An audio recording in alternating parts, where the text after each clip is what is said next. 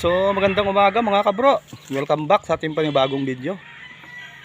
Nandito po tayo ngayon sa junk shop ni Busilaw. Kaso lang walang tao. Magkakambasa na kami ng ng presyo ng mga kalakal.